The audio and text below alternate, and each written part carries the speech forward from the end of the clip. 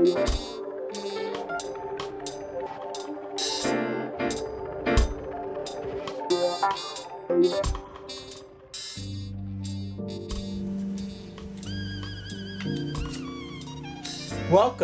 to Capcuts, the instructional flourishing videotape. I'm your instructor, CapasoCasino, and in the next few minutes, we're going to teach you guys some really cool maneuvers with playing cards, which you can utilize to spice up the card tricks you're already doing. So grab some cards, stretch out your fingers, and be prepared to have a lot of fun.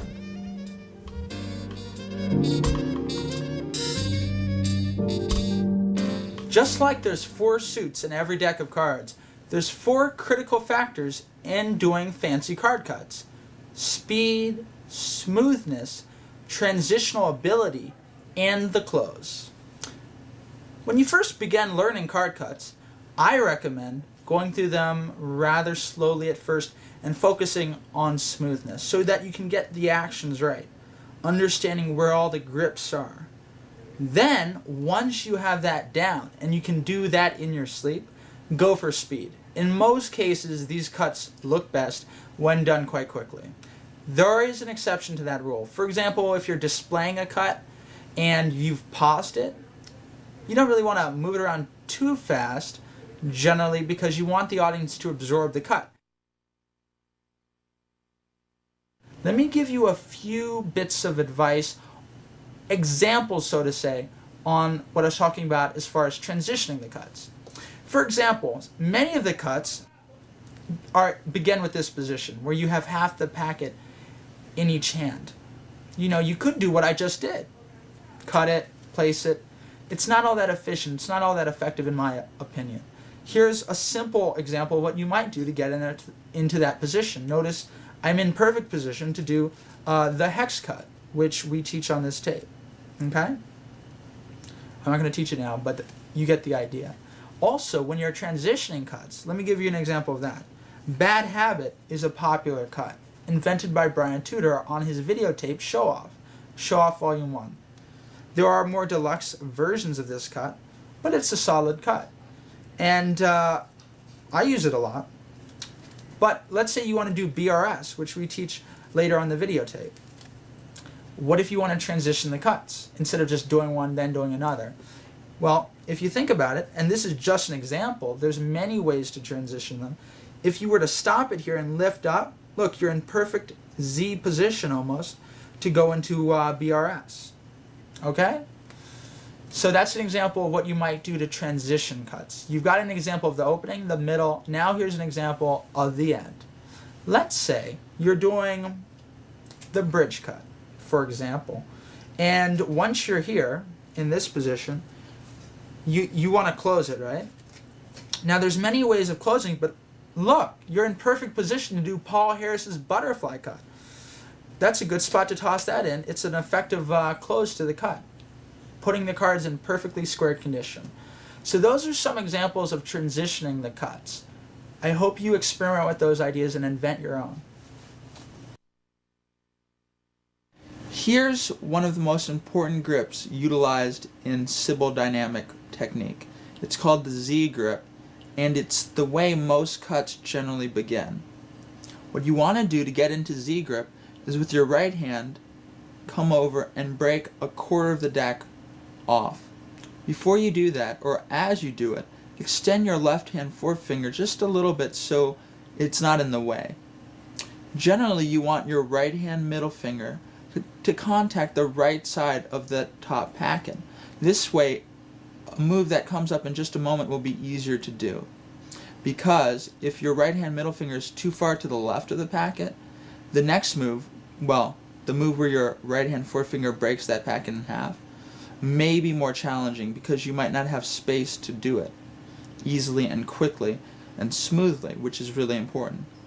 Well, nonetheless, break off a quarter of the packet in this action. You're not really pivoting it anywhere. All it's really doing is breaking it off, but you want to break it off so that you make a V. Okay? From the side, it looks sort of like a V. The next action, and by the way, these actions all happen pretty much simultaneously, is for your right hand thumb to break off another quarter, utilizing your left hand forefinger as the pivoting point. This gives you a Z looking position from the side, like a letter Z. Okay? That's the first packet, that's the second packet. Note that the second packet is not pivoted too far down or too far on the end. That may make it more challenging when you're doing all the pivoting action of the cut later on. Generally, the best spot is right in the middle of the tip, right about where my right hand forefinger is pointing. You can experiment a little bit yourself though. It may be different depending on the size of your hands or whether you're utilizing poker cards or bridge cards. Because as you know, bridge cards are smaller than poker cards. So these are the variables which could make a difference. But that's the first packet, that's the second packet. For the last action of the Z grip, it doesn't look much like a Z anymore, but still generally these all begin Sybil dynamic technique, is to break off the top packet in half, utilizing your right hand forefinger just like that. Okay? There we go. Once more, it contacts and pulls up. It's somewhat pivoting off the right hand thumb at the bottom right here, just like that. So all those actions happen in one smooth action just like that, and then you can go into the rotating for your Sybil trick or cut.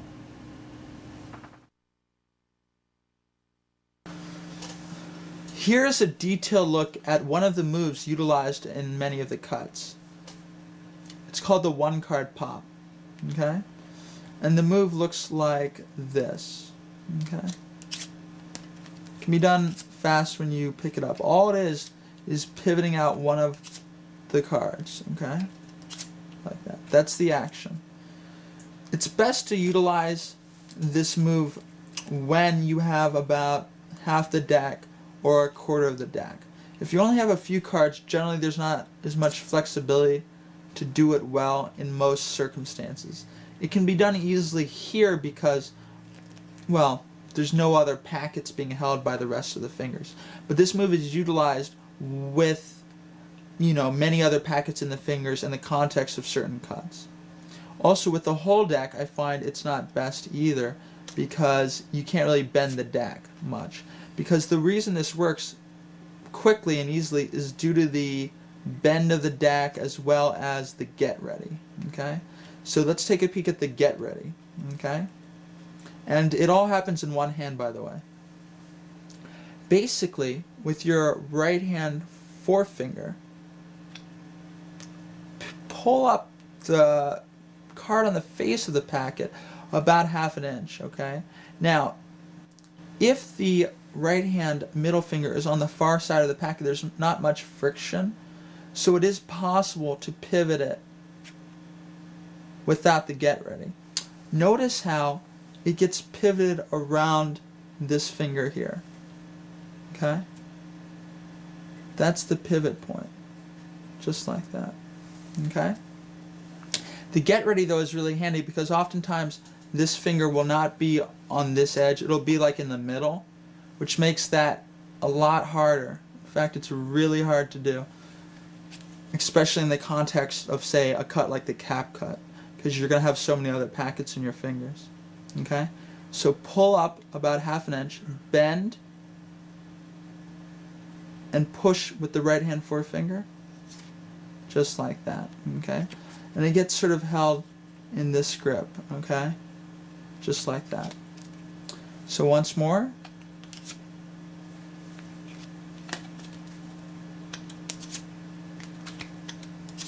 And once more slowly.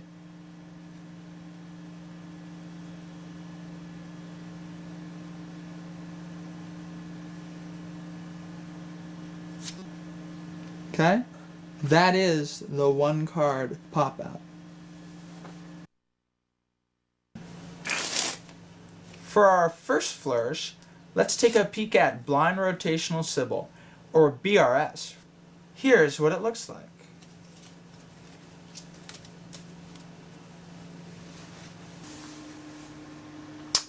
Here's the explanation of Blind Rotational Sybil. We begin by going to the Z grip position, which, as you'll remember, looks like that. The right hand middle finger breaks off about quarter of the deck, creating a V shape. Next, you break off another quarter of the deck utilizing your left hand forefingers tip this spot right here as the pivot point. like that. That gives you a Z-looking position when viewed from the side. Next action is to break off the top packet in half like that, making another little V there, utilizing your right hand forefinger. Okay? Note how the right hand middle finger is on the right side. This gives you plenty of room for your right hand forefinger to break that packet in half. Okay? That gives you a W looking shape when viewed from the side. That all happens in one smooth motion. Okay? Like that. Now we go into the standard Sybil work. Turn the top two packets clockwise, like that. And with your left hand middle finger right here and your left hand thumb, grab the Jack of Diamonds packet. Okay? So once more, you were here, start pivoting on the right hand thumb down the top two packets and grab the Jack of Diamonds packet here. That's the second packet from the bottom if you were looking at the cut like this. But here it's like the right, second to the right packet. Okay? Next, what you want to do is, since the left hand's middle finger and thumb is holding that packet, these fingers play no role in gripping the cards anymore, so you can release them. Now, pivot forward on your left hand forefinger like so, and bring what is now going to be the second packet from the bottom around the packet which was just pivoted on the forefinger, and push that packet, this packet, forward. This makes it easy for the three fingers, which, remember, a moment ago were playing no role in the cut, to grab that packet in a short end straddle grip. It's not the long end, it's the short end, just like that. Okay? The ring finger plays hardly any role. The real grip is just by the pinky and middle finger. Okay? So it goes like that. Nonetheless, though, it's nice to have the ring finger out because you can utilize it to pivot it. Notice how if I push down, the packet pushes forward. This makes it easier in some cuts because you can get it out of the way. So it doesn't get in the way, you can pivot it forward. That's a useful tip. Now repeat the action we just did of going sort of clockwise with the top two packets, pivoting them on this finger right here. As if this was a two-story hotel building, that was the first story, that was the second story. You're almost switching stories here. And now grabbing that packet in the left-hand middle finger and thumb grip. Now you can release the forefinger. This is very similar to the action we just did. Pivot forward once again, clear it around, and push forward with that packet.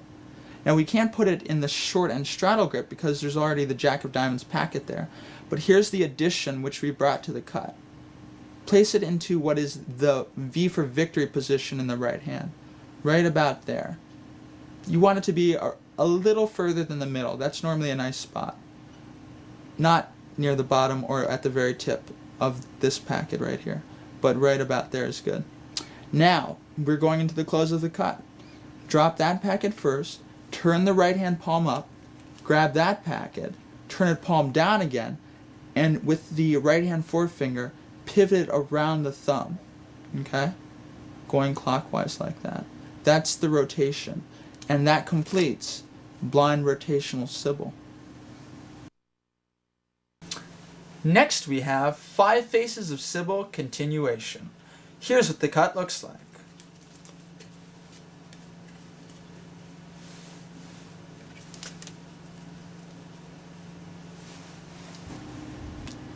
Here's the breakdown for 5 Faces of Sybil continuation.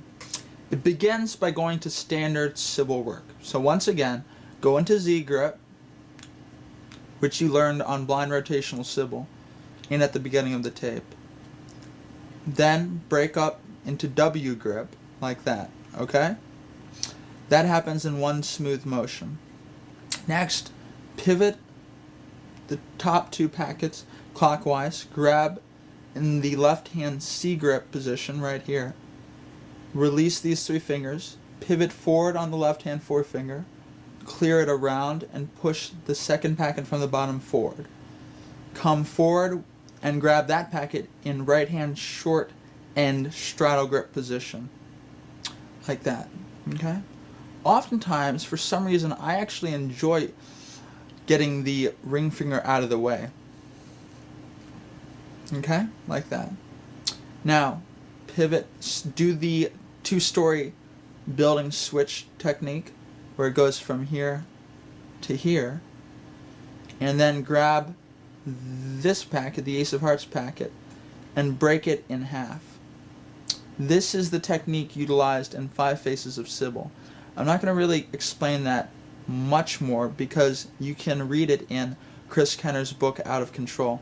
But basically all you do is break that packet in half. Okay? That gives you Five Faces of Sybil. Immediately go into this grip. That's another little display finesse technique which looks sort of fun. Okay? You're here. Now what you do is you basically just pivot your left hand forefinger to the left and turn your right hand to the right, and it just gives a little bit more movement. You know, you're just like just displaying it a little bit. And in the performance of the cut, you'll see what I'm talking about at this point. Then go back exactly where you were. Now, due to the natural way the packets coalesce, you'll notice that this packet is in between, which once you do the next action, which is to pivot forward, as you would do in standard BRS technique, there will be a natural break here, which is really handy because now, and that is due to the fact that this package is in between these two once you did Five Faces of Sybil. Now what you want to do is go into the V grip as you would do in BRS, but don't grab all the cards, just grab the top packet. You see what I'm talking about? There's one here and one here. And extend. And now you can display all 5 of those packets, 1, 2, 3, 4. You can move them around like this or like that, whatever you want to do to display them effectively. And also, it's really nice because since the packet that's held on the left-hand forefinger is free of any other packets, there's a lot of more flexibility and movement in this display position. Nonetheless, move it around, display it, show it off, and then bring the P-script packet back down and grab the packet second from the bottom. Clear just like that, and then now we just close as in BRS, dropping that one first, that one next, and then just as in BRS, pivot it around the left-hand thumb, and that is Five Faces of Sybil continuation. Next, we have the porcupine. Here's what the porcupine looks like.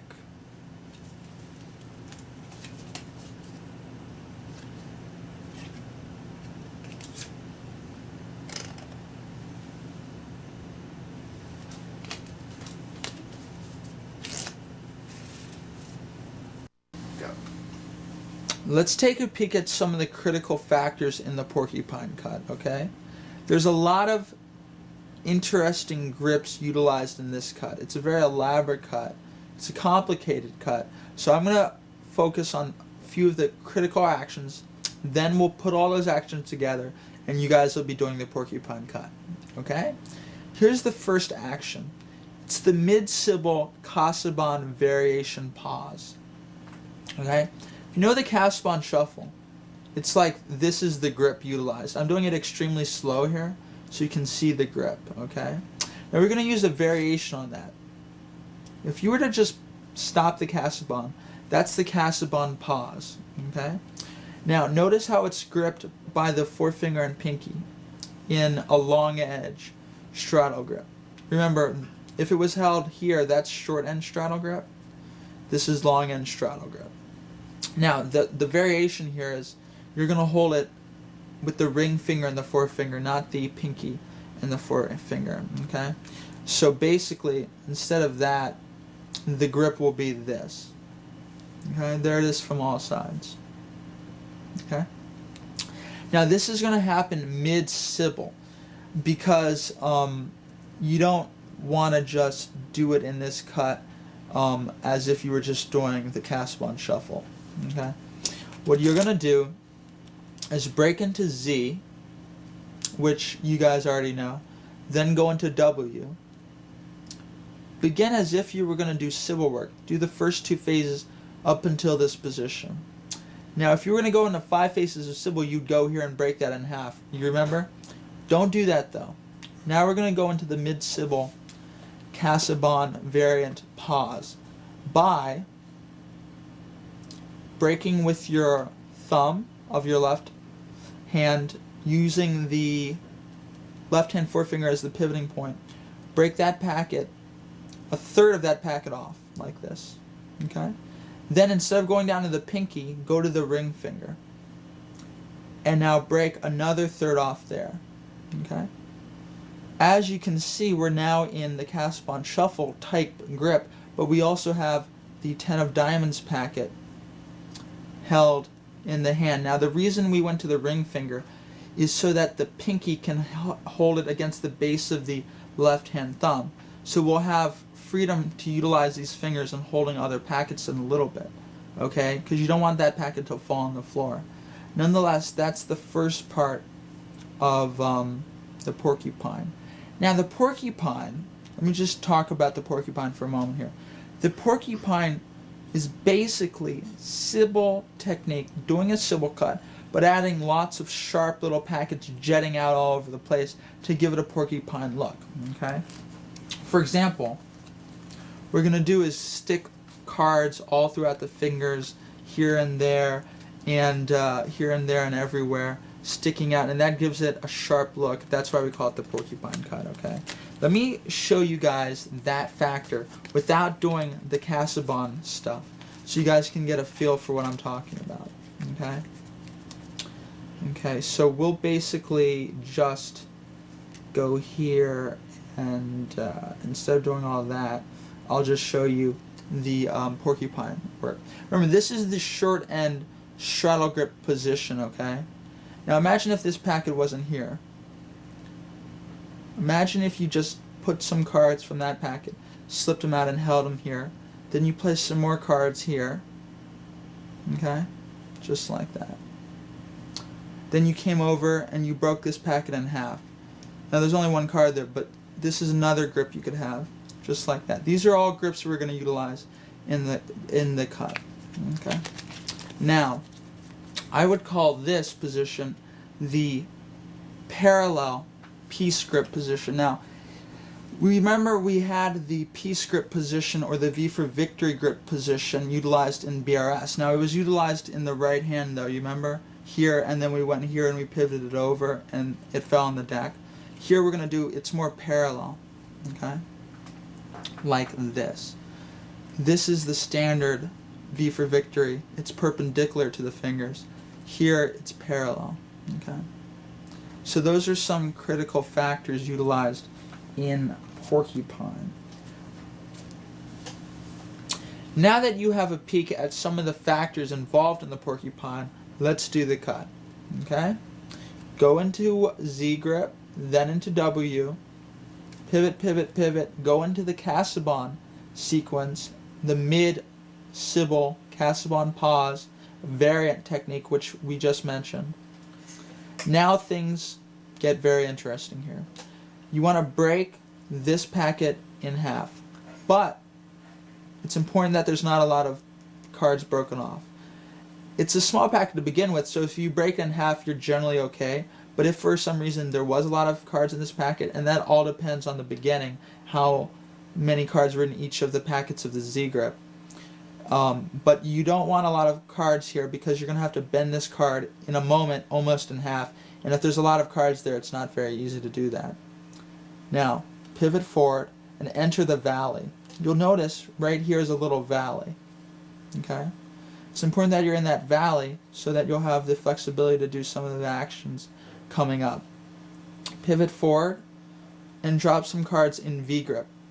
This is basically like BRS, but it's in the left hand. Okay? Remember that motion, the V for victory position? Now you're going to go into the left hand V grip parallel position by dropping some cards in the position which we mentioned a moment ago. Okay, there we go. Now we're going to do the action I was just talking about, that I was just warning you about, where we bend this packet in half and grab it here. This is like basically a version of what the Jack of Clubs is gripped in by the pinky and the base of the hand, but it's with the packet sticking out. Okay? So basically break that packet in half like that. Then do the one card pop-out technique. That basically gives you the porcupine. Also, a little tip is you can pivot up just like that, so that packet, the middle packet, is more visible from the front. That's a little tip. Okay? To close, drop here with your ring finger of your right hand. Clip there. Relax. Slide that packet in with your forefinger.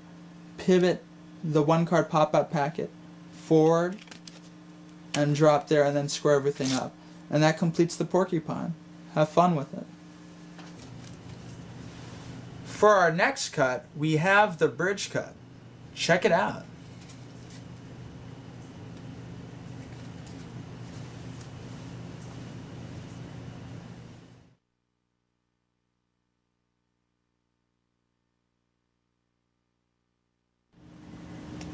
Here's a breakdown of the bridge cut.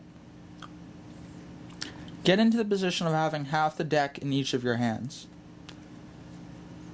And with both of your forefingers, pull up half of each of the packets, which is in each of your hands.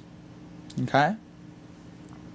Now, you're going to slide the top packet down so it's in the V for victory grip. Okay? The reason this works easily and quickly is because there's very little friction on your forefinger as opposed to your skin. The forefinger is like plastic, and there's very little friction. So, especially when sliding against a piece of paper like that. Okay? Here's the action. You can see that. See how it's sliding on the forefinger there? Right over there. Okay? So that you get into this position. What you want to do is do that with both hands simultaneously. Okay? So you're in this position. Next, what you're going to do is this move. Notice this action right here. It's right on the crease of the left hand forefinger, and you bend the packet and relax tension over here, but maintain it over here so nothing happens over here. You don't want this packet to pop up, but if you relax here, look what happens. This is really the secret to the move. If you were to just try and break this in half straight, just go at it and break it in half, it'd be very hard. But due to the fact that this will naturally open up for you instantly, it's a very simple matter of pivoting it like this. That's the action used in the bridge cut. It pivots around the thumb here. Okay? Remember, this is all happening, though, as each of the packets are in this position. Okay? So what you want to do is you're here, then the hands cross, and as they cross, a packet appears between each of the thumbs. By that pivoting action occurs, and you enter this position right here. Okay? Notice how there's like a little C created here, or a little U. You enter that U. The packet that's broken off enters the U. This packet, the broken off packet, enters the U. You can see that there. It contacts this spot of the thumb, and it gets pivoted. Okay? Now, let's try that one more time. These cuts are not all that easy to do in really slow motion as I'm doing them, but we'll try once more. Break. It gets pivoted in between, like that. From the front, it looks very much like a bridge. Okay? Okay, you can see that. Then what you want to do is go forward, like this. Basically reversing the actions. So it's right back where you were. Drop the packets that are near the tips of your finger, maintaining these packets. with your forefinger, push up. This is similar to the Charliere cut, which I'm sure many of you know, which is like that. And then just square the deck up. Now, that's what most people will probably do. I like to utilize this technique for the close, which I think has a nice rhythm to it. Okay? So once you're here in bridge cut, you reverse, but you don't square that up, okay? See how it's just resting there. This packet right here is just resting on that packet. It's not gripped by any of the cards. You can see that. And what you do is you then go here and go into the Charliere, but don't close the Charliere. You toss that packet over into this hand. Then you go here and you toss that packet into that hand, which has a nice little rhythm. Let's try that one more time so you can get a feel for what it looks like. Okay? You're here, here, here. And this is, of course, done very slowly. It gets tossed there, closed, tossed there. So the rhythm is, it's like close, toss, square deck. And that's the cut. Have fun with it. Here's the way I normally do the bridge cut, which I didn't mention in the previous explanation. I think it looks great doing it just like this. Okay? But for added flourish points, you might try something a little different, okay? If you guys know the one-handed triple cut, which is where instead of doing a Charliere, or just doing this move, which remember we showed, which is where you break like this, it's like you sort of combine them. You do it, but you don't complete the Charliere. You just leave this packet there, and then you do the other move. Okay, so it's like it gives you another packet there. It's just a little something, and I'm just going to point out that the bridge cut can be done with this packet there, since this packet really plays no role in the bridge cut, so you can have 2 extra packets if you do that with both hands. As you can see, this packet really plays no role in it in either hand. Then you do that move, which we just taught, pivot it out, then close as you would close a one-handed triple cut like that. Let's do that one more time so you can get a feel for it. You go into triple cut position in each hand. I'm doing this slow so you guys can see what I'm talking about. Then do that move, enter the U, and now it's not much like a U, it's more like a V here, because this packet's here, but it doesn't matter. You don't enter over here, you enter over here. Okay. This is really easy to see in the performance from the front, but it pivots.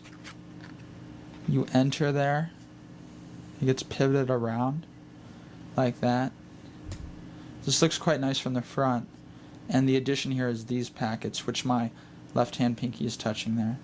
Pivoted back, rest it, close, toss, close, toss. And that's the cut. Have fun with it. Next, we have the hex. The hexagon cut. Here's what the cut looks like.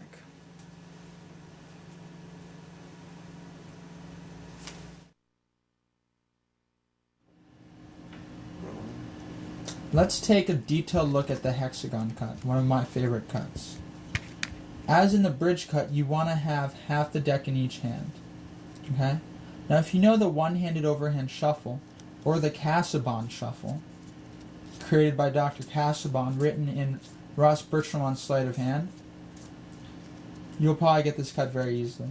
This is the shuffle, done slowly. Okay? It can be done in each hand. And it was the inspiration for the hexagon cut. Because what you want to do is begin the shuffle in each hand, okay? But don't do the shuffle, just pause that position. Okay? Once more. And one last time. Basically what's happening here is the thumbs are just about touching the pinkies. By the way, notice how the packet is in straddle grip, long end, okay? Not like this, that's short end, but in long end. Like so. Forefinger on the top, pinky on the bottom. There's really total support here. These fingers really play no role in gripping it. This finger and this finger. Okay? So you do that with both hands. Now what you want to do is have the pinky contact the left hand forefinger. Now you could also have the left hand contact the right hand forefinger. The left hand pinky contact the right hand forefinger, but my personal preference is to do it this way. It's really just a matter of taste. Now, break that packet in half. You want to push down and to the right with your right hand pinky. Okay, that gives you sort of like a line there. Then, have the thumb contact the left hand forefinger and pivot up. Okay? Now, you can rotate it up and down and stuff, and then reverse the actions. Okay? And that completes the hexagon cut. Now hex to the next is the octagon cut. Here's what that one looks like.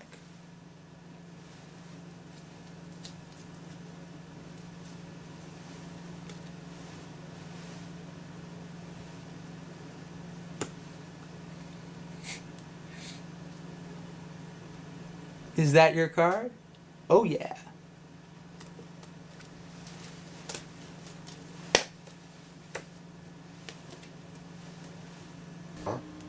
Here's the explanation for the octagon cut. Basically what we're going to do is focus on the critical factor which differentiates it from the hexagon cut. It's basically the hexagon cut to the next level. We're going to be adding 2 more packets, utilizing the cheek here. If you learn it, what's happening on this side, just duplicate that on the other side, and you'll be doing the cut. Let's show you what I'm talking about. Take half the deck and hold it as if you were going to begin the Casabon shuffle. And remember, we're doing the Casabon shuffle pause, which I mentioned in the hexagon explanation. Okay, you're here? Great. Now what you want to do is learn this action. Okay? What you want to do is, with your forefinger and thumb, this is similar to the bridge cut, sort of, but the principle behind it. You bend and you relax tension on your forefinger, and I'm going to just let them fly on the floor so you can just get a feel for it. Okay? If it falls on the floor, it's not a big deal, but that's basically was perfect, actually. That's what you want to happen, because there's still a little bit of flesh here on the thumb, so it won't fall. See what I'm saying? There we go. It did fall, but it's not a big deal. This is just to get you used to the action, okay? You push, and it'll just release. Let's take a peek at that again. Remember, you do the Casabon mid-shuffle sequence, and there we go. Now, do that action, which I just mentioned. But what you're going to do is have it contact your cheek, okay? So it happens, and there's a really big break there. It's real easy actually to do this. This looks like an extremely challenging cut, but it's really, this is the real secret to the cut. See, if you were to just try to break it off straight up, it is really hard. I've tried many times, but if you do this get ready action or this thing as you're coming up, it happens very, very quickly. It can be done quite easily, and it just contacts the cheek, and you pivot it there. Now also what you want to do is, once you're here, oftentimes if you relax a little bit, you'll notice this in the performance. If you relax, it'll pivot naturally so that the audience will be looking less at the edge of it and more at the back of it. I hope that makes sense. Like, let's say you're the audience. You don't really want the audience to see the edge. You want them to see the back. So there's a lot more aesthetic appeal if that's what's occurring. the back, not the edge. So that happens. It pivots. Now I'm going to do the rest of the hex. You'll see that through this area right over here. So look at this packet now. Okay? And remember, this action is happening on the other side. But now we do that action where the right hand pinky contacts the left hand forefinger. Okay? That gives us another packet there. In this case, it's the two of clubs. Then I do the same action on the other side. Okay? Giving us the hexagon look. And that is the hexagon cut.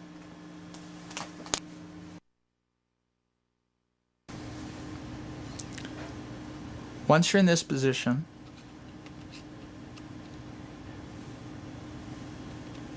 you put pressure by squeezing your nose and your bottom lip together. And it's sort of a knacky thing, to be honest with you. It's sort of a weird little action, but trust me, it can be done. I do it all the time. So, and if you practice, you can get a real nice pop that happens real quick, which looks a little nicer.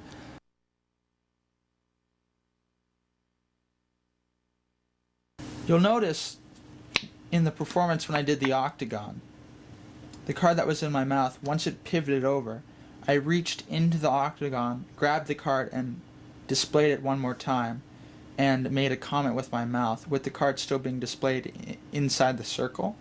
Let's take a peek at the actions vital to making that happen. Remember, you've pivoted, you're already in basically the octagon position, and you've done this move, and that is pivoted off your cheeks on both sides. Okay? It's pivoted off your cheeks on both sides. And the card you've done the one card mouth pop over move. Okay? So, and you've also done this move down here. Okay? Now what you're going to do is pivot these two fingers on both hands inside. They play no role in gripping the packets. The only fingers are really the thumb, forefinger, and pinky. So these fingers can be pivoted inside. Now you reach up to your mouth, grab the card, and then pivot it in between. You'll notice the space between, like you can see that if you look at the Queen of Hearts, although I'm not going to grab the Queen of Hearts, you can see that the space is almost the exact same amount of the size of the packet. For example, look at the Queen of Hearts there. See how the space in between the middle finger and ring finger and the other hand's middle finger and ring finger is exactly the amount. Look, like I could almost grab the Queen of Hearts there. See what I'm saying?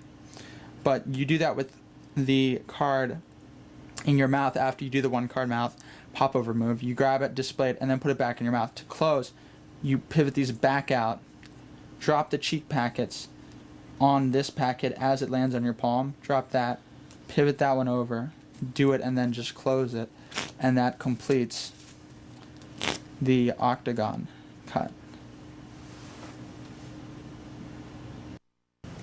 Next, we have a rather straightforward cut, but one I think you'll enjoy. The line cut.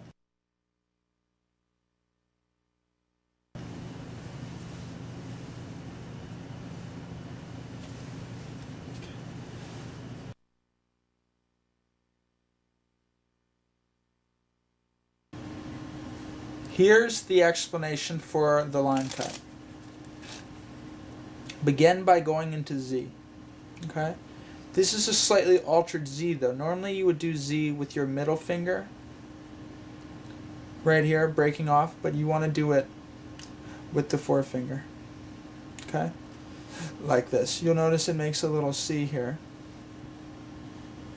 Also note that in this hand, it's in straddle grip. Okay? You're not going like this. It's like this. Because in a moment we're going to pivot one around the pinky. It's going to contact the body or your tummy, a little bit above your belly button. Nonetheless, go like that. Go like that. Now don't go up like a Z. Go out. Okay? Because remember, this is a line cut. So we're going to basically be doing it like that. Okay? Next, you relax with your left hand and break half that packet off. And it pivots around the left hand pinky and contacts the body. Next, you do like with the right hand almost like an upside down Kasabon shuffle. That's the action utilized in the Kasabon. And here's the actions utilized in here.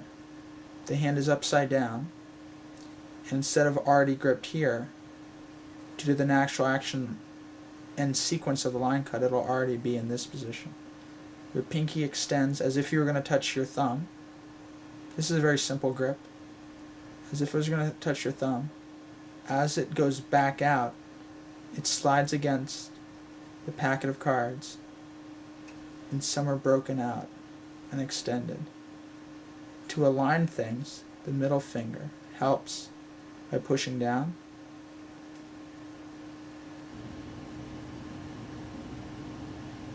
Like that. And if you extend, it looks very much like a line. Okay? To complete the cut, it's very much like a reversal of the actions. This goes here, and this pivots, and you can use your thumb, since it plays no role in the cut, to help close it. Almost like a scissors, unscissor it, and drop it, and with your forefinger. That's the line cut.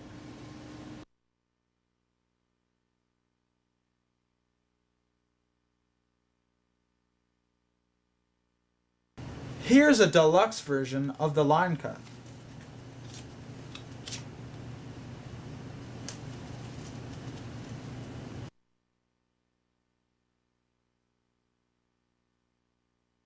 Line Cut Deluxe is an amalgamation of Sybil technique and the line cut body pivoting motion and the idea of extending it out so it looks more like a line.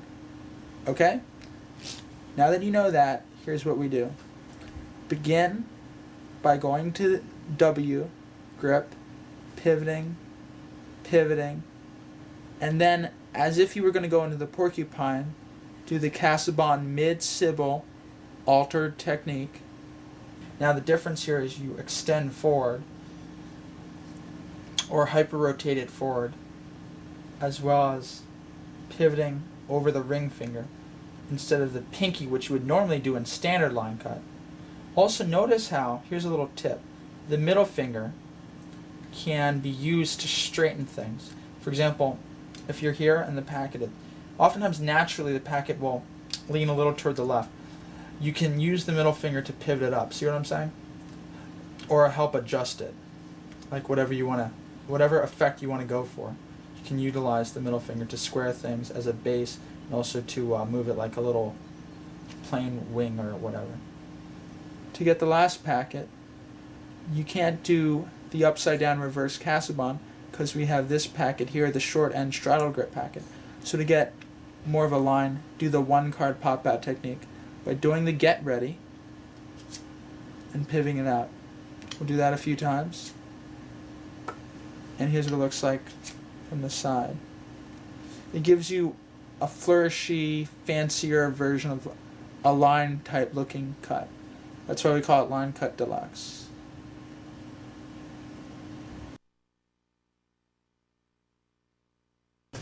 And now, the cap cut.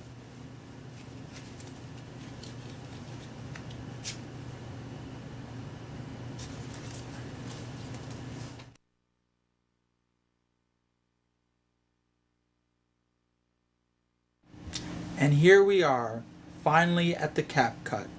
My favorite cut, the ultimate cut. You'll note that we saved this for last, due to the fact that many of the principles and skills you've hopefully learned by going through the other cuts are vital to being able to do the cap cut. The cap cut is essentially a vertical line cut deluxe. Personally, though, I like to think of the line cut deluxe as a horizontal cap cut. Nonetheless, here we are. Finally, the technique, the real work on the cap cut. Basically, it begins with Z grip, the pivoting action, the mid-sib Casabon, the line cut deluxe technique. But instead of completing the line cut deluxe by doing the one card pop out at the end, don't do that. Also, as you do the line cut deluxe, do not extend outward.